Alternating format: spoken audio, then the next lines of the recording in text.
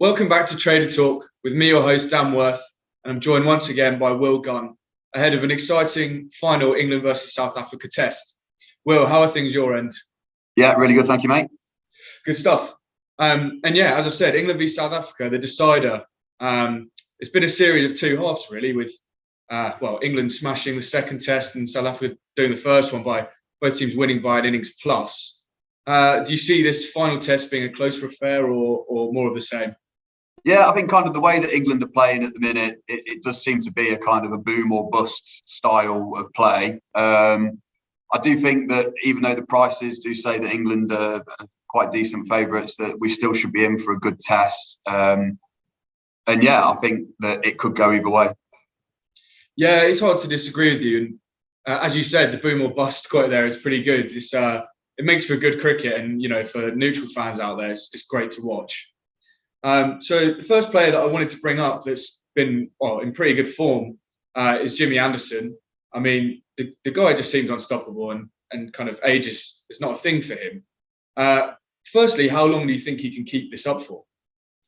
I mean, it seems like age is no object for him at all. He could carry on going he could carry on going for 5 years. Like it's that type of thing. He keeps himself in great shape.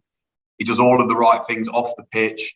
And I know that England are trying to, where they can, manage his overs and manage his workload a little bit more than maybe they have in the past.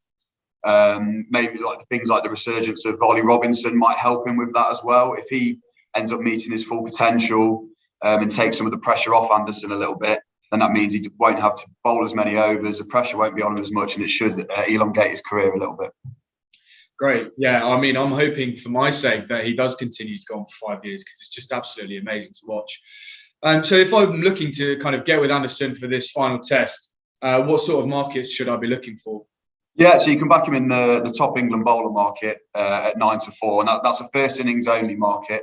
So if you think that he's going to take the most wickets in the first innings, you can back him at 9-4 there, which I think looks a great price. Nice. Thanks very much. So moving on to another player that I wanted to discuss then is Johnny Bairstow. Obviously, we've had the news of his injury recently, which just seems like it's going to be a monumental loss for England, not only in this test, but throughout the rest of the year and even the T20 World Cup, which is just, it's awful news. Just how much do you think then that England will miss him? I mean, he's had such a good summer that it's obvious that England are really, really going to miss him in this test match and in the coming months. But the fact that you've got Stokes and Folkes, who both scored hundreds in the last test, coming into form. The main man, Joe Root, hasn't even reached double figures in this series yet. So I'd like to think that in Bairstow's absence, he would step up. Got a couple of batters in form. Pope's done well. So I think we will be able to deal with the loss, but it obviously is a massive one. Yeah, for sure. And you mentioned some guys there then that can help step in. One guy, Harry Brook, seems to have got the spot.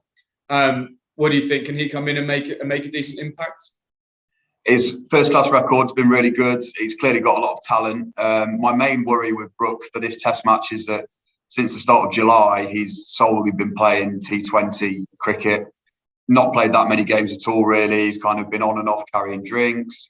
So hopefully he can step up on the big stage and he can transfer what he's been doing in white ball cricket into red ball. Maybe the Baz ball style will help him a little bit. But yeah, I mean, he's coming in a great situation, I think, really here, where the shackles will be off. He can play the way that he wants to play, and hopefully he does really well.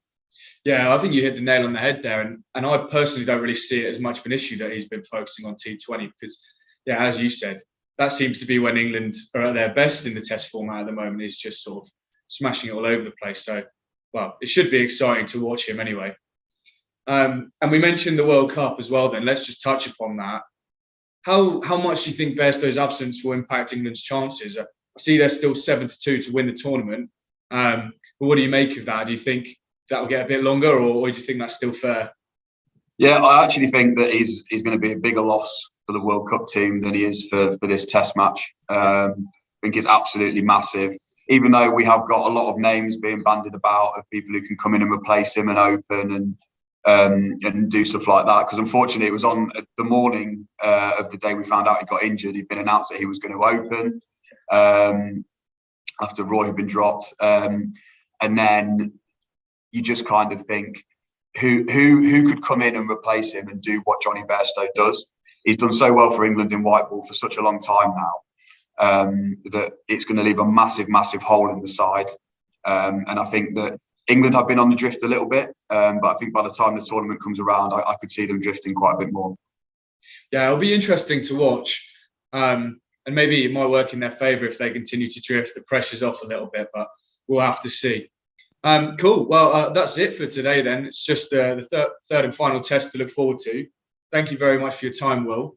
And guys at home, please do remember to gamble responsibly if you are gambling with us. And once again, if you like these videos, please do subscribe and like and let us know what you think. Thanks again, guys, and cheers, Will.